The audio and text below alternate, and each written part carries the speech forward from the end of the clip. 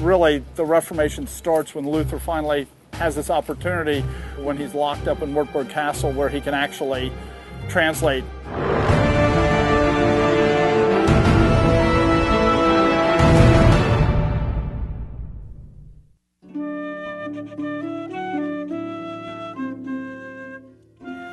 So basically, his doctrine starts to spread.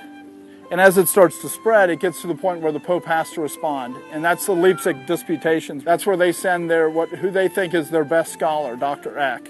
And they send him up there to debate with Luther. Luther loses according to the vote, but everybody that heard the argument says that he won.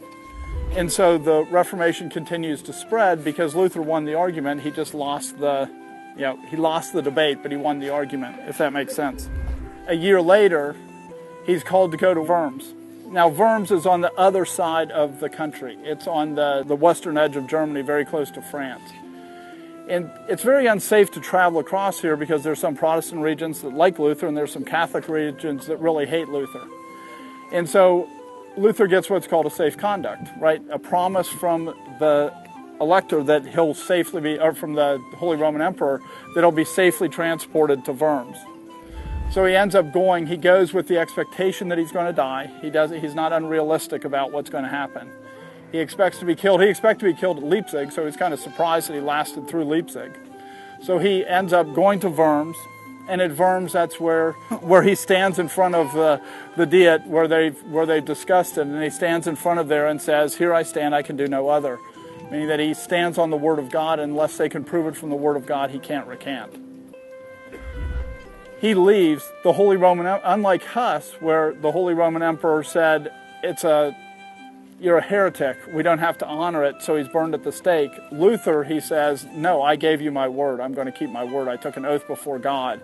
And so he protects him. On the way back, Frederick thinks that somebody might try to kill him anyway, so he actually arranges people to kidnap him and take him to Wartburg Castle.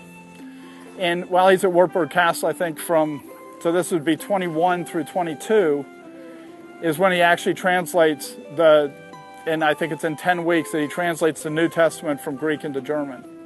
Again, this is like the first translation into a native tongue. This is a big deal. This has happened when you think of Waldo and him translating, you think of Huss, he translates, and here you have Luther. And Luther, really, the Reformation starts when Luther when he has this opportunity where he's not debating with people and arguing with people, when he's locked up in Wartburg Castle where he can actually translate into German.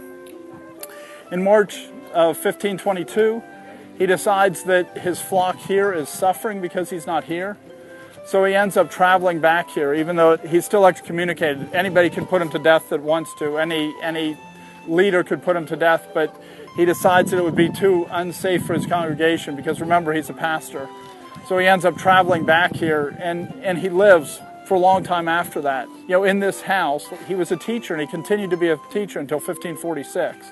As he was a teacher, he would gather students around his table, and there was somebody that take notes, and these are Luther's Table Talks. Even people probably get the Table Talk magazine, that's named after Luther's Table Talk, where he would just sit at the table, and students could ask him whatever question they wanted to, and they would discuss theology. And Luther changed a lot. When we think of Calvin, when he writes his Institutes of Christian Religion, he's made things consistent. He fleshes it out more, but he doesn't change. Luther changes a lot. Thanks for watching. If you enjoyed this video, please subscribe and share it with your friends. You can also visit www.discerninghistory.com for more videos and other resources.